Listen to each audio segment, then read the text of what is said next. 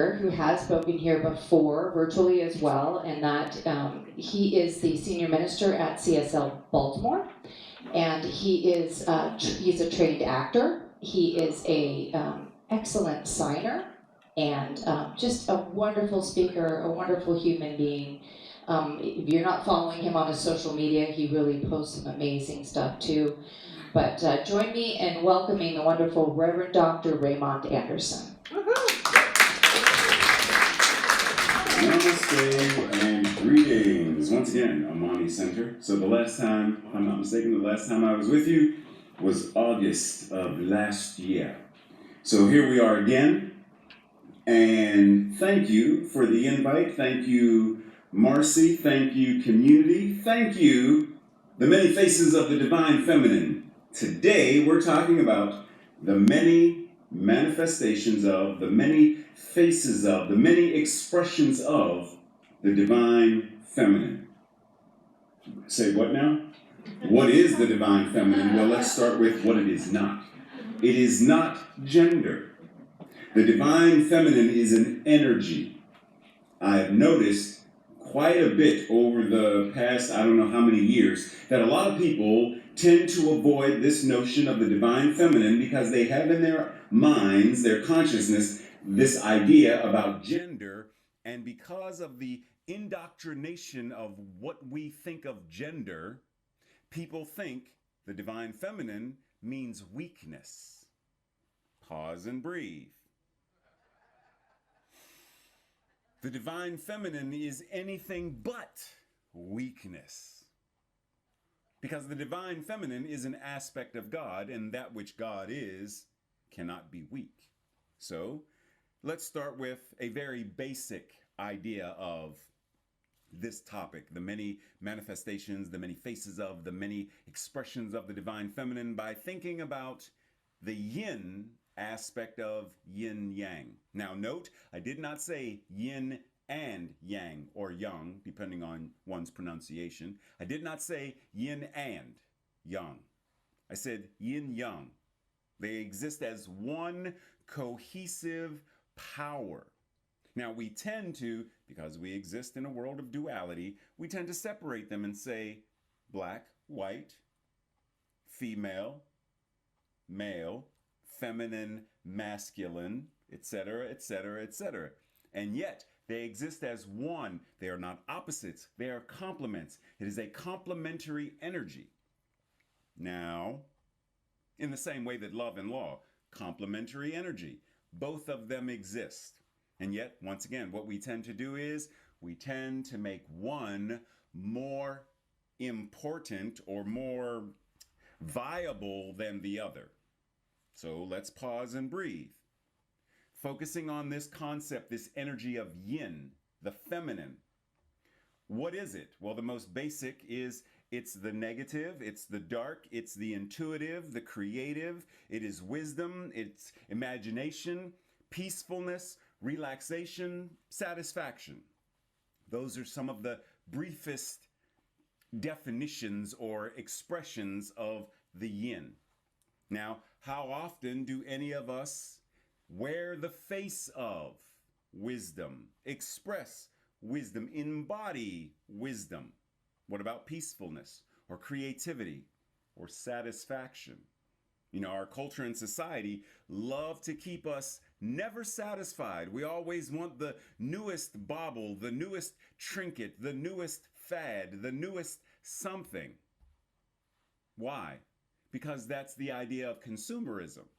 And yet, when we are embodying the energy of the divine feminine, we find that right where we are whole, perfect, and complete, and we are satisfied in this presence. Now, that does not mean we don't shift, evolve, change, because that's what God does. But it means we find satisfaction, we find worth right where we are. So going back, do we understand what it means to embody wisdom, to express wisdom, to be the very demonstration of that? You know, there are times when someone lives paycheck to paycheck. 5 different jobs, paycheck to paycheck. And then all of a sudden they're informed by a lawyer that a distant uncle of theirs that they didn't even know about gave them the inheritance of $100 million.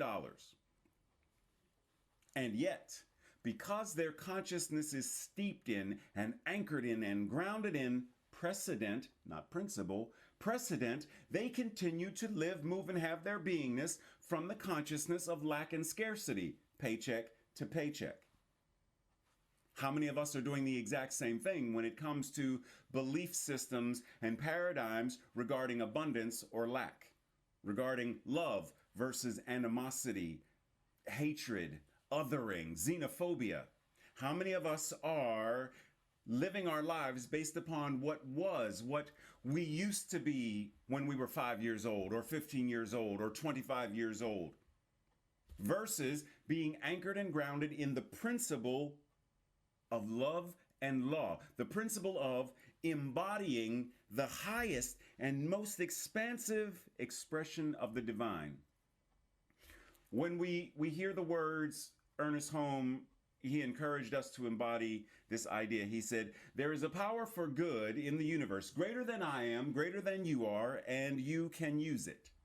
And I tend to remix this and remind us and say, there is a power that is goodness itself. And because it is right now incarnating itself as you, and always has been, and always will be, you have already been using it, you are using it, and you will forever use it. You can't not use it, because to do so would somehow make God something other than what God is.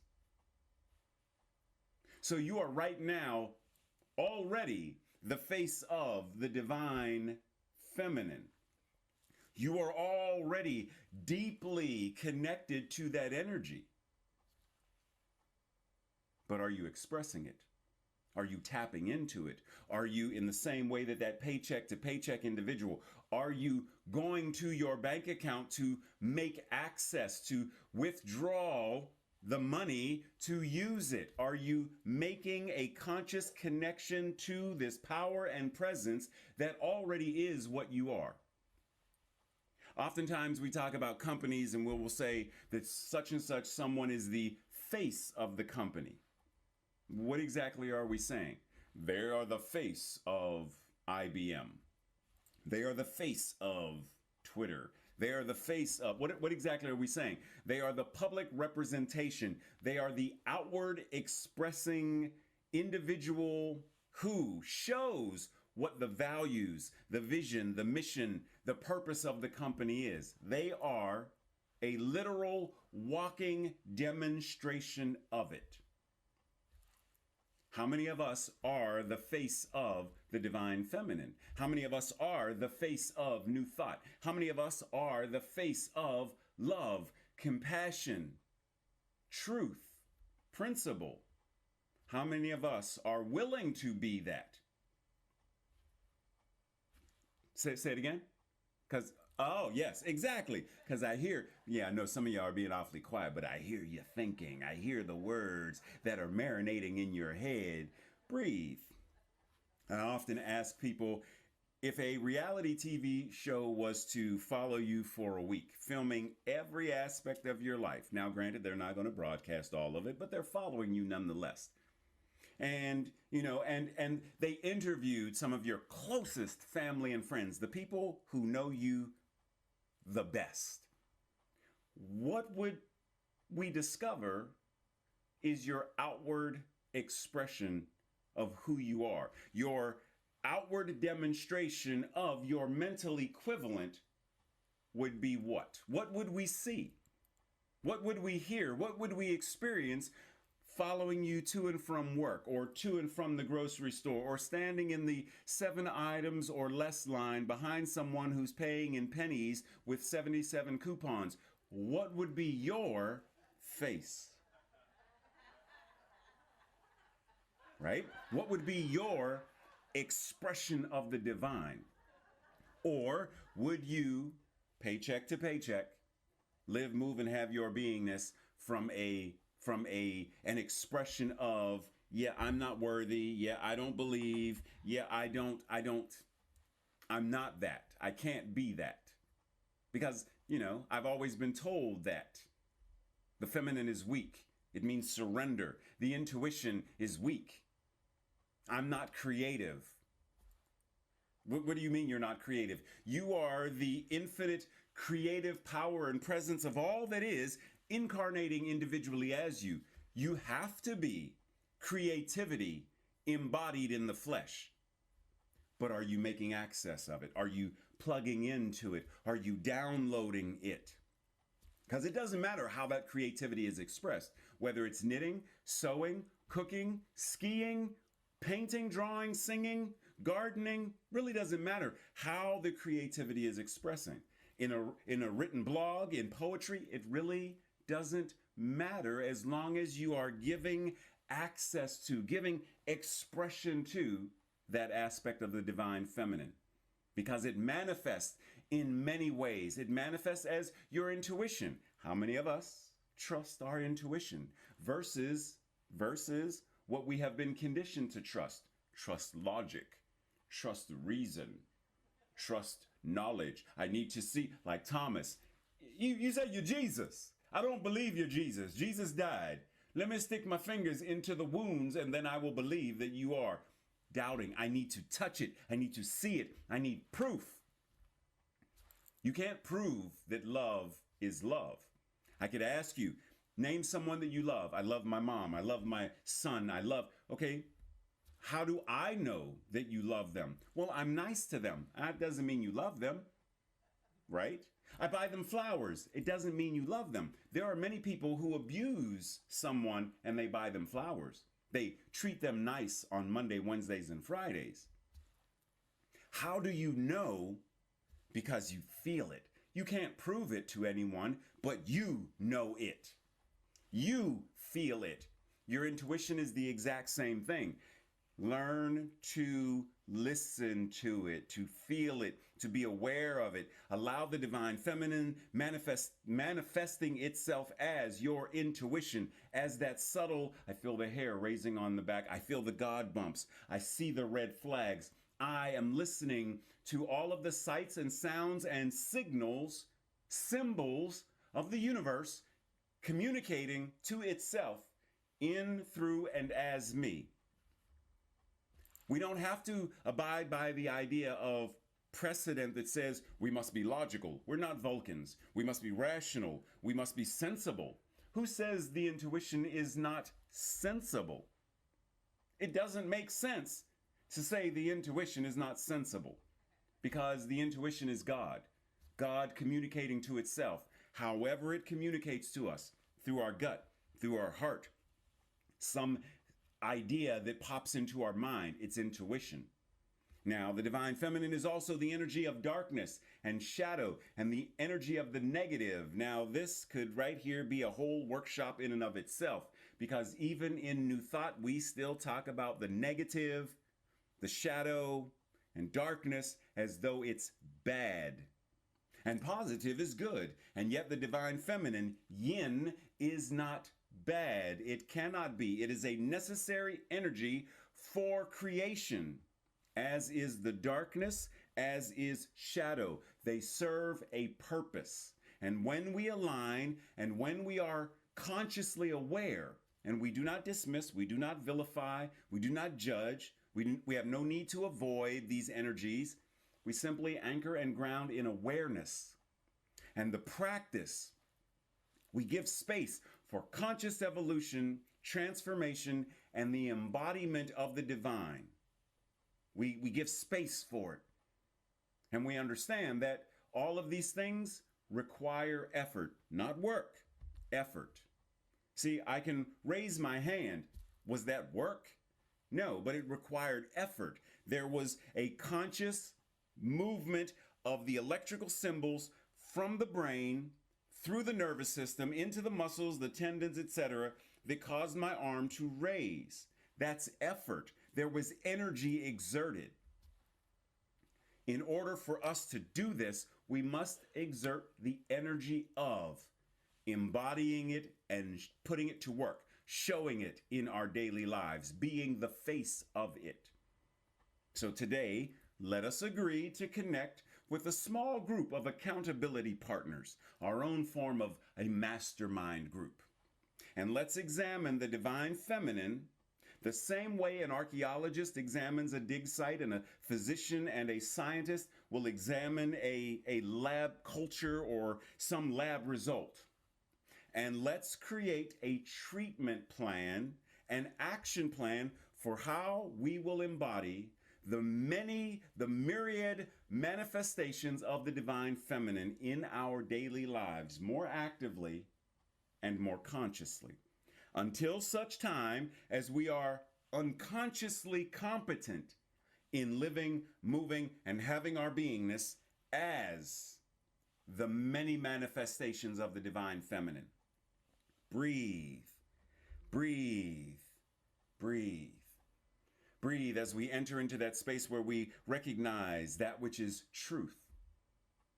And it is from this place of truth that I anchor and ground in the awareness that God is all there is. And because God is all there is, I recognize this truth, this power, this presence right here as me, moving through me, expressing in my life as my life. And what is true for me must be true for all who are watching and joining in this service now. For it is true for everyone, even those who don't know this service is even occurring. The same truth exists for them because God is all there is. Breathe. I breathe gratitude. I breathe the awareness of the divine feminine manifesting in, through, and as my life. My intuition, my creativity, my ability to sit and be present and calm and compassionate, my ability to be present with my sadness and love, my ability to be present with depression and grief, and not need to rush it away or bypass it, but to be present to it that it may heal. Wisdom, the wisdom of the infinite spirit, love and law, principle, living, moving, and having its beingness in, through, and as me, being present to it, being the face of it, being an emissary of it. Breathe. I breathe this joyous gratitude, knowing that the law says yes. It always has, it is right now, and it will forever say yes. Yes to these words, yes to this service, yes to the meditation, yes to the music, yes to the affirmation, yes to each and every divine expression of God, living, moving, and having its beingness as God, as spirit, as the universe acts upon itself. For there is only this infinite oneness, the energy of all that is, incarnating itself right here, right now, as all. So knowing the law says yes, what is there for me to now do other than stand back and marvel at the magnificent way that spirit demonstrates itself as answered prayer? Because what I know is that my mental equivalent is one deeply grounded and steeped in principle that knows the truth and acts upon that truth. The truth that says, whole, perfect, and complete, I am that I am.